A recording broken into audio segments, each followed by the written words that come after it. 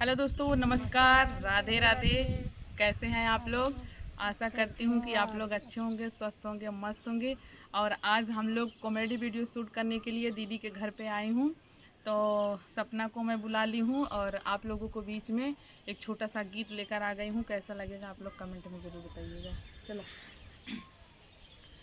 मैं तो दिहली टिकुलिया रोल गोल के, मैं तो दिहली टिकुलिया रोल गोल के, मैं तो दिहली टिकुलिया रोल गोल के। पिया देखई टिकुलिया आजोर कई के, पिया देखई टिकुलिया आजोर कई के, मैं तो दिहली टिकुलिया रोल गोल के, मैं तो दिहली टिकुलिया रोल गोल के। झट से पहुँची सासुइया अंदोर कई के, झट से पहुँची सासुइया अंदोर कई के, पिया खिड़कियों से भागई चोर बन के, पिया खिड़कियों से भागई चोर बन के, मैं तो दिहली टिकुलिया रोल गोल के, मैं तो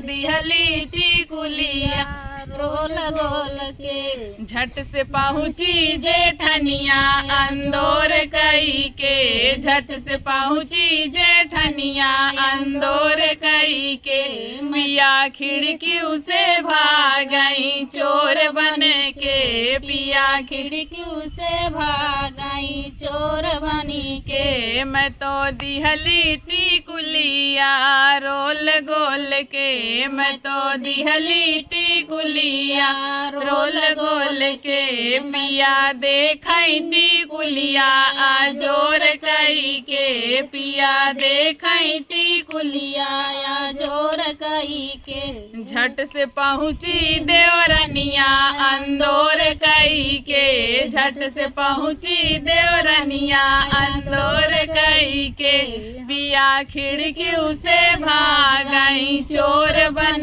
के, पिया खिड़कियों से भागई चोर बन के, मैं तो दिहली टिकुलिया रोल गोल के, मैं तो दिहली टिकुलिया रोल गोल के, पिया देखई टिकुलिया अंजोर कई के, पिया देखई टिकुलिया जोर कई के, झट से पहुँची ना नदिया अंदोर कई के, झट से पहुँची ना नदिया अंदोर कई के, पिया खिड़कियों से भागई चोर बन के, पिया खिड़कियों से भागई चोर बन के, मैं तो दिहली टिकुलिया रोल गोल के, मैं तो दिहली टिकुलिया रोल गोल के, पिया देखई टिकुलिया